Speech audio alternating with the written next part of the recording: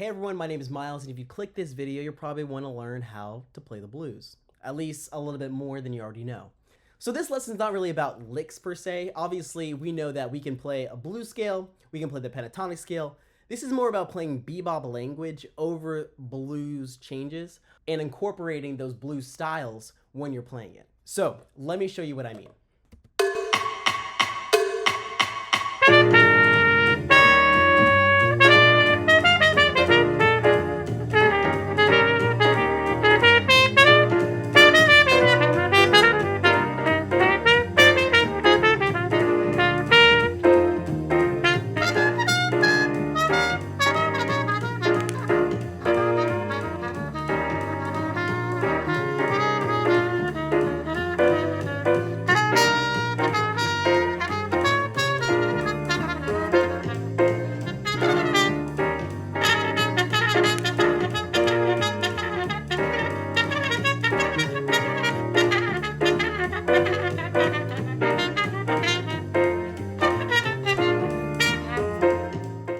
So again, some scales that we're going to be talking about: pentatonic. We're going to be talking about the blues scale.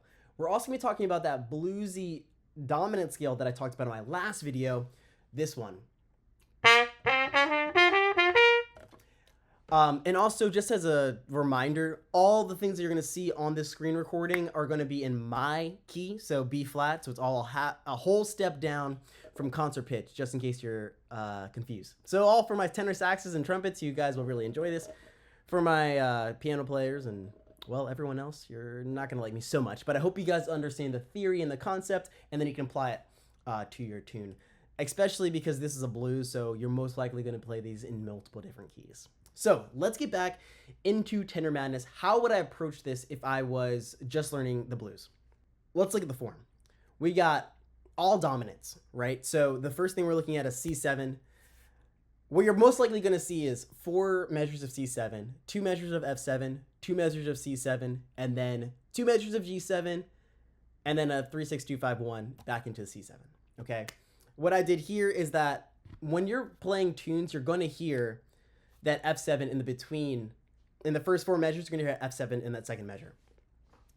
So if I were to practice this, I would go up and down like this. This is the slow version of the Barry Harris Bebop over the blues.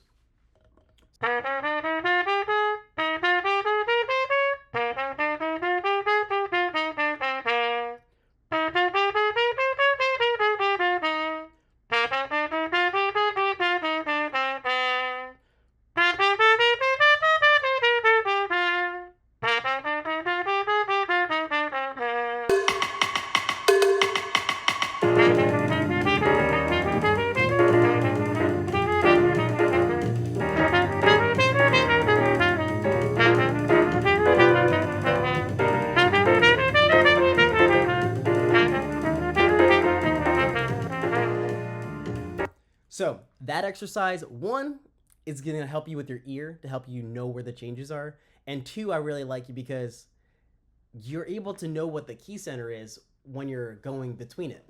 Okay, what did I do? So let's talk about it. The first measure right here, I'm playing up the C7 scale.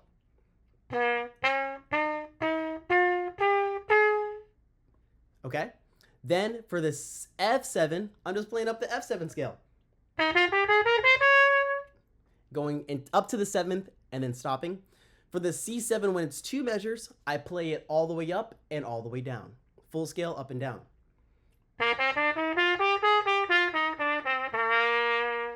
Cool? Everyone that makes sense? Same thing for the F7. Go up to the 7th, go back down. When I get to the C7 in the secondary dominant, that's when we get a little crazy. So the first thing I do is I go up to C7. And then I go down the same way I would do if I was going down the second part of the C7, but I go play C sharp. I'm going to explain why in a minute.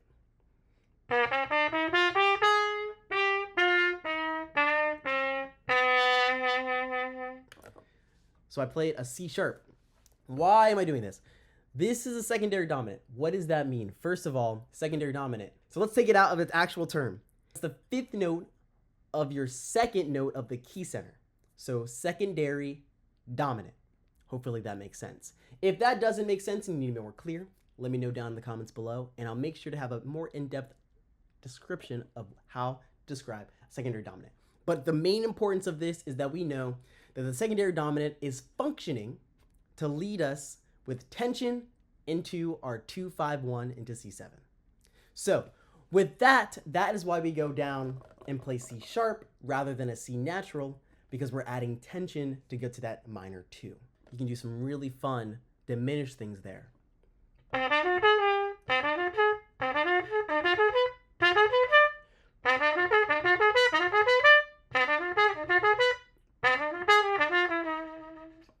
Okay, so we can do some fun diminished things there where we'll talk about. And then we get into the 2-5-1. 2-5-1, baby. And so right here we're doing some straight bebop things that we talked about in our last video. Straight bebop.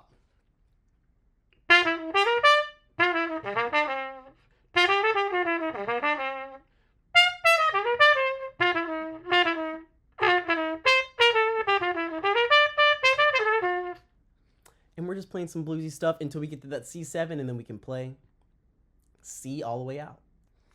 So let's talk about a little bit of the pentatonic, because I think this is important when we're thinking of like blues language. So we don't always want to play bebop over the blues, because I don't know if that's always going to be like the hippest thing, and it always kind of, it puts you in a little rut, because, you know, at the end of the day, blues is about, you know, feeling and kind of accentuating on a riff. And so using that pentatonic is going to give you a lot of opportunity to do that. So let's try it. I'm going to be using 1, 2, 3, 5, 6, O major pentatonic. So C, D, E, F, G, A. And then we're going to talk about the, you know, the blues, the minor blues, the blues scale. I'm going to play mostly 1, 2, 3, 5, 6. I'm going to be doing it with the C7, F7, and the G7 when I get to this point.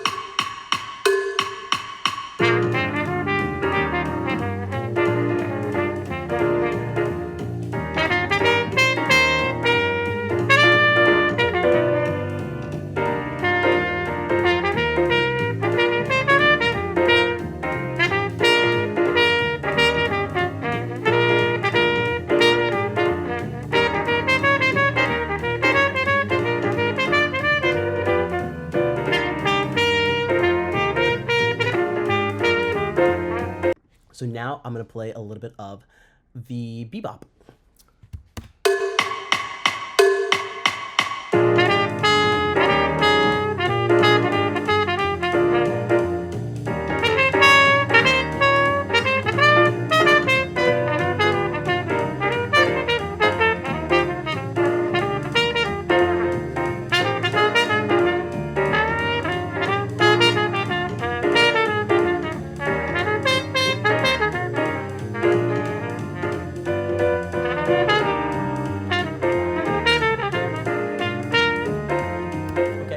Let's talk now that we played bebop. You heard a little bebop. You heard a little bit of the major pentatonic. Let's talk about the minor blues. Everyone plays this, you know.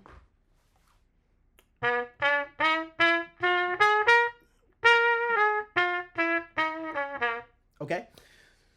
This is probably what you first learned when you're like learning about the blues, and it's hip. You know, you add tension because you have the flat third, and the flat third always works over the F7. Because it's the flat third of C is always going to work over F7 because of it's the seventh of the F7. So you're always going to sound good there. It's going to sound a little weird when you're playing over C7, but because you're playing it so quickly, it's not going to really matter. It's all like even though they're bluesy, they're not necessarily right or wrong. And if you play with direction, it can be definitely correct or right or wrong. Or not, nothing's right or wrong, but you know what I mean. I hope you understand what I mean.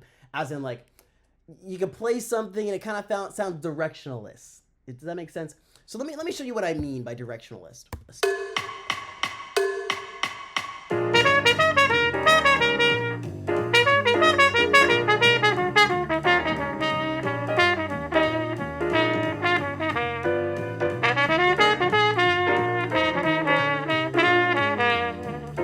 Okay, so it's not like it sounded bad or anything like that. It just didn't like it. Just you could hear the chord, you could hear like the scale the entire time. Let me try something different where I'm playing it, but I'm thinking of the chords, and I will apply it. So let's try it. Let's try it.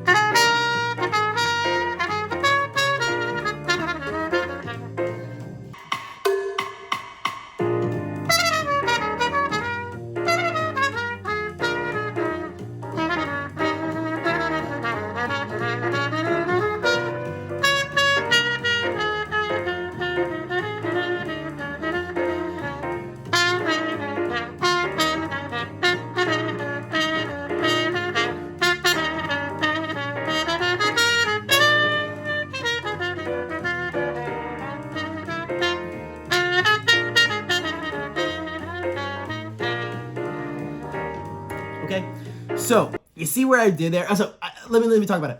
I was playing, focusing, B flats, G's when I'm in the C7. When I'm in F7, I'm thinking E flat and C, occasional A and G to get through the chords. I'm not thinking about B flat when I'm playing in F7 because that fourth clashing with the third of the F7, it doesn't really sound that great in my ears. Now, it can always sound great in other people's ears, but not for me.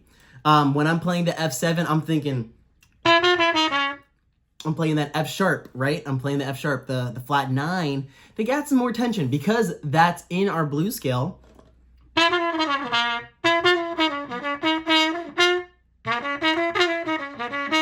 You know, I'm starting to quote tunes now, okay? So when you're playing the blues scale, it's really more about, let's see, what intention am I bringing, and do I know the chords? Do I know what right notes to play when I'm playing the blues? If you want to go more in depth with the blues, please let me know. But that is what I kind of like my advice for blues. Now, what I'm going to do now is play a little bit of adding the blues. I'm going to do the pentatonic. I'm going to do the little jazzy blues bebop that I talked about, and then take the A-Train video. And then I'm going to do some bebop, and I'm going to combine them all together with the hopes that you do the same. So let's try it, and then at the end, I'll talk about how I would practice this if I was just learning the blues today. So let's do it.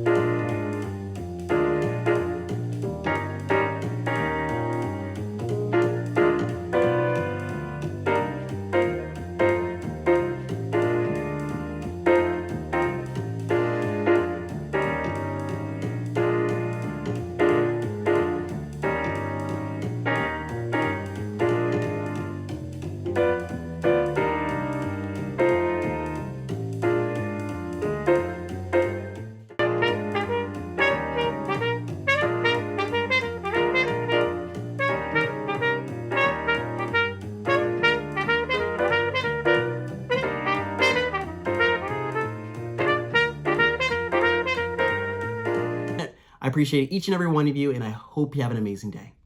Keep on playing.